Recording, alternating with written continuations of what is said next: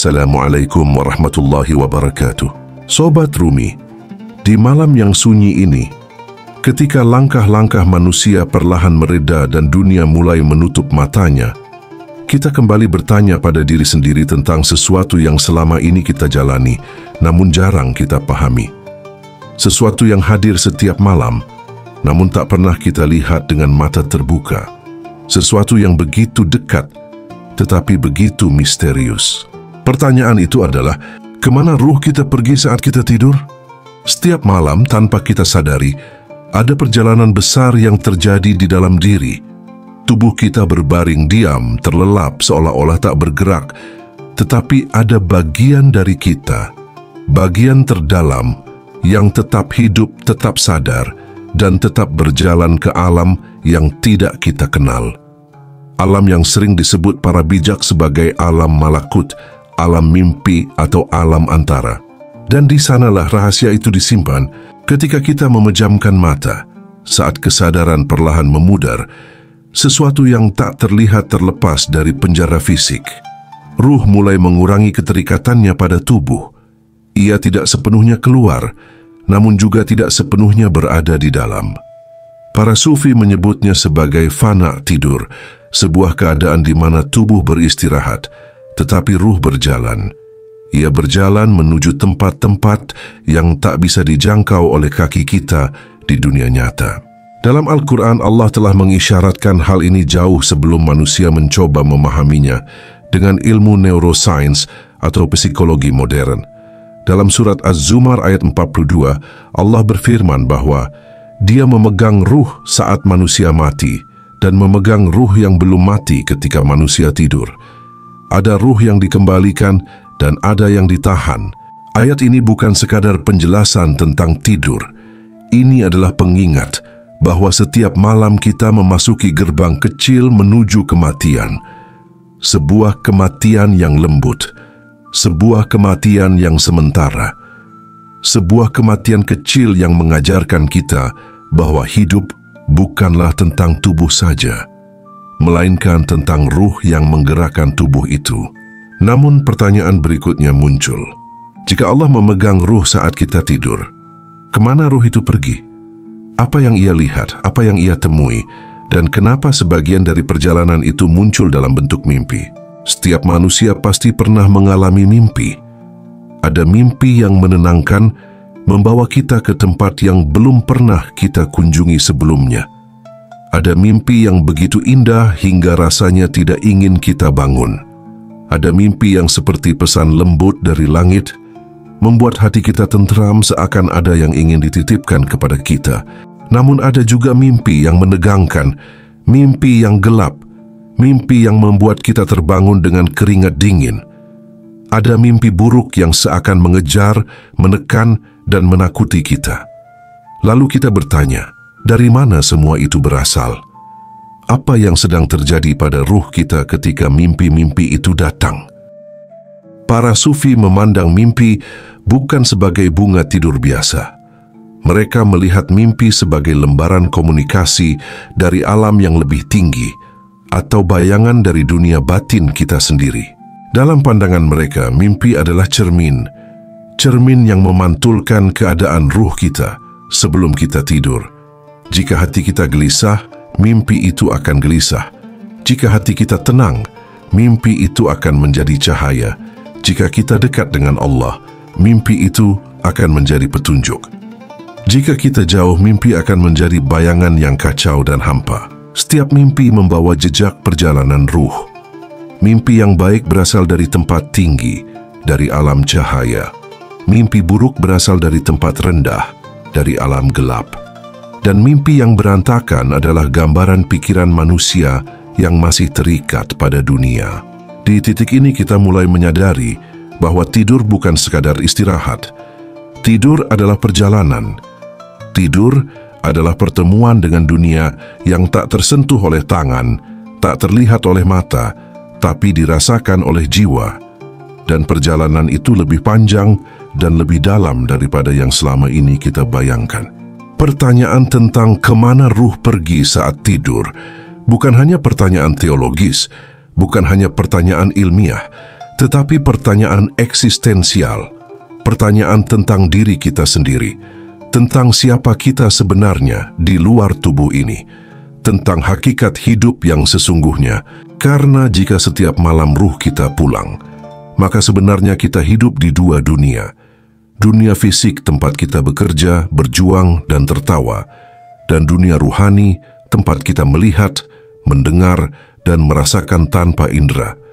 Dan di antara dua dunia itu, mimpi adalah jembatannya. Dalam pembahasan kita kali ini, kita akan menyelami lebih jauh tentang hakikat ruh, bagaimana ruh berjalan saat tidur, apa saja yang mempengaruhi alam mimpi, dan mengapa sebagian mimpi menjadi pesan yang kuat, sementara lainnya hanyalah bayangan semu. Kita akan melihatnya dari sudut pandang Al-Quran, hadis Nabi, dan kearifan para sufi yang telah menempuh jalan batin ribuan tahun lamanya. Dan semoga setelah mendengarkan pembahasan ini sampai akhir, kita dapat memahami satu hal penting, bahwa hidup ini lebih luas dari apa yang tampak, dan bahwa diri kita jauh lebih dalam daripada yang kita sadari. Ketika kita berbicara tentang tidur, banyak orang menganggapnya hanya sebagai proses biologis. Tubuh lelah, lalu tubuh beristirahat. Tetapi para sufi tidak pernah memandang tidur sesederhana itu. Bagi mereka, tidur adalah salah satu rahasia terbesar yang Allah sembunyikan di balik kehidupan manusia.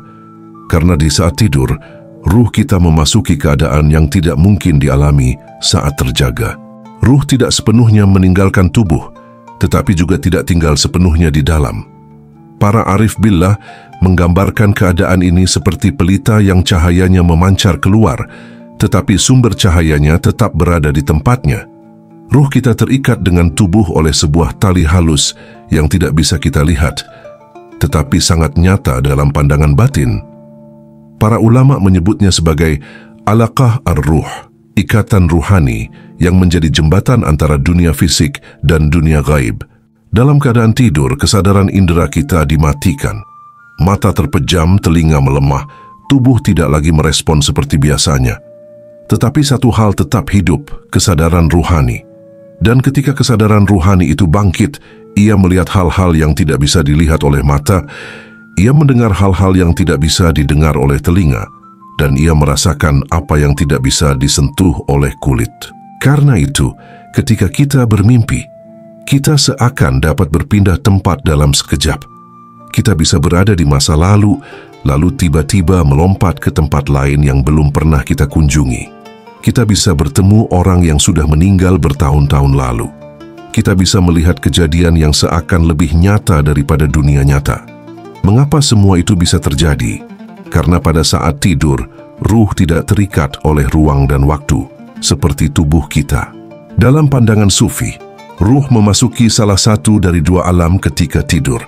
Pertama, ruh bisa naik ke alam malakut, alam cahaya yang lebih halus daripada dunia ini. Disinilah mimpi-mimpi baik muncul, mimpi yang jernih, mimpi yang menenangkan, mimpi yang membawa pesan atau petunjuk.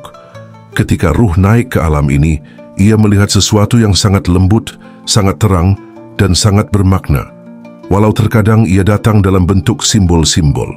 Kedua, ruh bisa turun ke alam mulkiyah, alam yang lebih rendah, lebih berat, dan lebih dekat dengan dunia kegelapan. Di alam inilah muncul mimpi buruk, mimpi kacau, mimpi yang membuat kita terbangun dengan dada berdebar dan keringat dingin. Ketika ruh turun ke tempat ini, ia melihat gambaran yang menakutkan, bayangan yang tidak jelas, atau bentuk-bentuk yang mengganggu. Keadaan ruh ini sangat ditentukan oleh kondisi hati sebelum tidur.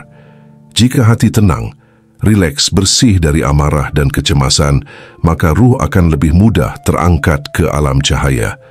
Tetapi jika hati penuh beban, penuh kegelisahan, penuh tekanan dunia, maka ruh akan tertarik ke tempat yang lebih rendah. Para sufi mengatakan, tidur adalah perjalanan pulang yang singkat. Ruh kembali sejenak kepada asalnya, kemudian kembali lagi kepada tubuh ketika kita bangun. Karena itu, tidak ada tidur yang benar-benar kosong. Selalu ada perjalanan, selalu ada pengalaman, selalu ada sesuatu yang dilihat atau dirasakan oleh ruh. walau kita tidak selalu mengingatnya.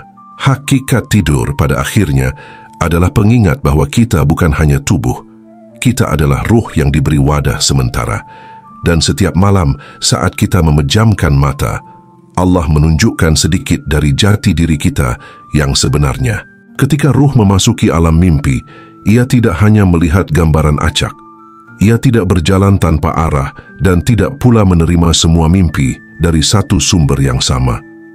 Rasulullah Shallallahu Alaihi Wasallam telah menjelaskan bahwa mimpi datang dari 3 sumber, dan ketiganya menggambarkan kondisi ruh, kondisi hati, dan kondisi spiritual seseorang pada malam itu. 3 sumber ini seperti 3 pintu yang bisa terbuka pada saat yang berbeda. Salah satunya membawa ketenangan, salah satunya membawa gangguan, dan salah satunya hanya memantulkan isi pikiran kita sendiri. Untuk memahaminya, kita perlu melihatnya dengan mata hati yang lebih luas. Pertama, mimpi dari Allah atau ru'ya syalihah ini adalah mimpi terbaik. Mimpi yang datang dari tempat yang tinggi. Mimpi yang membawa cahaya, kedamaian, atau petunjuk. Dalam hadis disebutkan bahwa mimpi baik adalah sebagian dari 46 bagian kenabian. Itu artinya, ia bukan sekadar bunga tidur, ia adalah isyarat halus dari langit. Ciri-cirinya sangat khas. Mimpi ini terasa jernih seperti air tenang yang memantulkan cahaya. Tidak berantakan, tidak kacau, dan tidak menekan hati. Kadang ia berupa pesan langsung, kadang berupa simbol-simbol lembut yang hanya bisa dipahami dengan ketenangan. Ini terjadi ketika ruh naik ke alam malakut, ketika hati bersih, pikiran tenang, dan jiwa sedang dekat dengan Allah. Pada saat itu, ruh mudah menangkap sesuatu yang tidak bisa ditangkap oleh kesadaran duniawi. Banyak orang pernah bermimpi menemukan ketenangan, mimpi salat, mimpi cahaya putih, air yang jernih, perjalanan tenang, atau bertemu seseorang yang menyejukkan. Itu semua adalah tanda bahwa ruh sedang berada di tempat terang. Kedua, mimpi dari syaitan atau hulm. Ini adalah mimpi yang muncul dari sumber gelap. Mimpi yang membuat kita terbangun dengan cemas, takut, atau gelisah. Mimpi seperti dikejar, jatuh dari ketinggian, tersesat di tempat sunyi, melihat makhluk menakutkan, atau melihat sesuatu yang membuat dada terasa sesak. Mimpi seperti ini bukan pertanda buruk bagi kehidupan kita. Ia hanya menunjukkan bahwa ruh sedang masuk ke wilayah rendah, wilayah yang penuh bayangan dan gangguan. Wilayah ini terbuka ketika hati sedang berat. Ketika kita tidur dengan marah, cemas, atau tanpa perlindungan zikir, ruh akan turun ke lingkungan yang tidak bersih. Rasulullah Shallallahu Alaihi Wasallam mengajarkan bahwa ketika mengalami mimpi buruk, jangan diceritakan, jangan diyakini, dan segera memohon perlindungan kepada Allah. Karena hakikat mimpi buruk bukanlah pesan, melainkan gangguan. Pada momen ini, ruh tidak sedang melihat masa depan. Ia hanya sedang melewati wilayah yang gelap. Sama seperti seseorang yang berjalan di jalan sepi pada malam hari, ia bukan ditakdirkan berada di sana, ia hanya sedang lewat. Ketiga, mimpi dari pikiran sendiri atau adgatsu ahlam. Sumber ketiga adalah mimpi yang muncul dari diri sendiri, dari pikiran, dari memori, dari kecemasan, atau dari sesuatu yang kita pikirkan sebelum tidur. Mimpi ini ibarat lembaran kertas yang ditulis tanpa arah. Kadang muncul secara acak, kadang seperti potongan gambar yang tidak berkaitan. Dan ciri-cirinya yaitu ceritanya melompat-lompat, tidak punya alur, tidak logis, penuh campuran memori masa lalu. Terasa seperti tekanan pikiran. Ini terjadi ketika otak kita sedang memproses perasaan yang belum selesai. Ketika kita membawa beban mental ke dalam tidur, ruh bergerak lambat dan tidak naik ke alam tinggi. Akhirnya, mimpi terbentuk dari apa yang ada di pikiran kita. Para sufi mengatakan bahwa mimpi seperti ini adalah cermin. Cermin yang memantulkan keadaan batin. Karena itu, mimpi kacau sering muncul ketika seseorang sedang stres, banyak masalah, atau kurang ketenangan hati. Dengan memahami 3 sumber mimpi ini, kita mulai menyadari bahwa mimpi bukan sekadar hiburan tidur. Ia adalah bahasa ruh. Ia adalah gema dari perjalanan ruhani kita setiap malam. Mimpi baik menjadi tanda kita dekat dengan cahaya. Mimpi buruk menjadi tanda bahwa hati perlu dibersihkan, dan mimpi yang kacau menjadi tanda bahwa pikiran kita sedang penuh dan perlu diringankan. Mimpi berbicara kepada kita, tapi hanya hati yang tenang yang dapat memahami dengan jelas. Ketika kita tidur dan ruh mulai melepaskan diri dari belenggu indera, ia memasuki alam yang tidak lagi dibatasi oleh waktu, jarak, atau bentuk fisik. Alam ini disebut oleh para sufi sebagai alam mitsal, alam simbol, alam gambaran ruhani.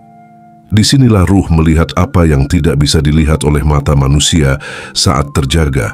Para sufi sejak ribuan tahun lalu telah menjelaskan bahwa mimpi bukan sekadar ilusi. Ia adalah kegiatan ruhani yang nyata, hanya saja tidak dapat diukur dengan alat dunia. Bagi mereka, mimpi adalah jendela. Jendela yang membuka rahasia antara dunia dan alam malakut. Sufi besar Ibnu Arabi mengatakan dalam Futuhat Al-Makkiyah jilid 3, ketika engkau tidur, engkau melihat tanpa mata dan mendengar tanpa telinga, karena yang melihat adalah ruh, bukan tubuhmu. Penjelasannya sederhana namun sangat dalam. Selama kita terjaga, kita menggunakan mata lahir. Tetapi saat tidur, yang aktif adalah mata batin. Ruh menggunakan cahaya dari alam malakut sebagai penglihatannya. Karena itu, dalam mimpi kita bisa melihat hal-hal yang tidak masuk akal bagi dunia fisik. Di alam mimpi, ruh tidak lagi dibatasi oleh ruang, bentuk, dan jarak. Itulah mengapa seseorang bisa melihat kejadian jauh, bertemu orang yang sudah meninggal, atau melihat simbol-simbol yang terasa sangat nyata, padahal tidak pernah ditemui sebelumnya. Imam Al-Ghazali menyebutkan dalam Ihya Ulumuddin bahwa mimpi adalah percikan dari alam malakut, sehingga ruh dapat melihat hakikat tanpa hijab tubuh. Menurut beliau, tubuh manusia adalah hijab. Selama kita terjaga, hijab itu menutupi hakikat. Tetapi ketika tidur, sebagian hijab tersingkap. Ruh terhubung pada alam lain yang lebih halus, dan dari situlah muncul gambaran-gambaran yang bermakna. Imam Al-Ghazali menegaskan bahwa mimpi bukan hanya bayangan, tetapi hasil interaksi ruh dengan alam yang lebih tinggi atau lebih rendah sesuai kondisi hati seseorang. Rumi menjelaskan bahwa ruh tidak berbicara dengan bahasa kata-kata, melainkan bahasa simbol. Dalam Masnawi, Rumi berkata, ketika tidur, ruh berbicara melalui simbol, karena alam mimpi adalah cermin bagi hati. Menurut Rumi, simbol yang muncul dalam mimpi adalah bahasa rahasia yang hanya bisa dipahami oleh hati yang jernih. Ruh melihat hakikat, tetapi ketika kembali ke tubuh, hakikat itu berubah menjadi simbol. Sama seperti cahaya matahari yang masuk ke air, bentuknya berubah, tetapi cahayanya tetap. Karena itu mimpi tidak selalu literal. Ia berbicara melalui makna. Para guru tasawuf sepakat bahwa ruh bergerak ke alam yang selaras dengan keadaan batin orang tersebut. Jika hatinya ringan, ruh naik ke tempat yang terang. Jika hatinya berat, ruh tertarik ke tempat gelap.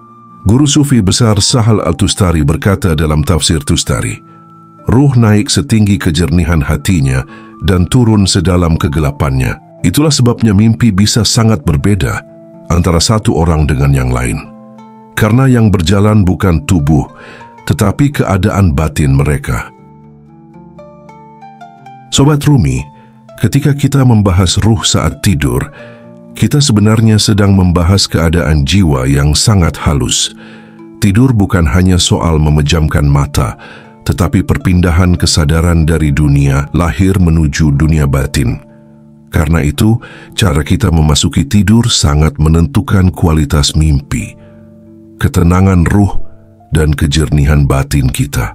Selanjutnya, kita akan membahas langkah-langkah praktis berlandaskan ajaran para sufi, psikologi modern, dan kebijaksanaan spiritual agar kita bisa tidur dalam keadaan paling damai, paling jernih, dan paling sadar.